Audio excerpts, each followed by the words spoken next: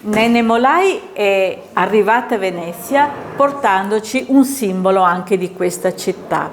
Qui in questo palazzo veneziano, la Scuola Grande di San Teodoro, non poteva mancare un collegamento alla città.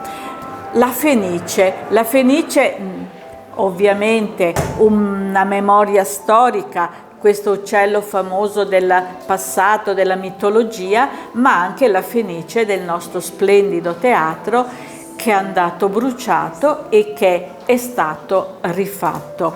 Quindi Nenè Molai con quest'opera ci riporta dalla mitologia del passato ad un recente presente, diciamo così, in cui questo grande teatro veneziano ha vissuto ed è risorto dalle proprie ceneri. Questo ce lo ricorda ulteriormente e grazie a questa artista Nenè Molai.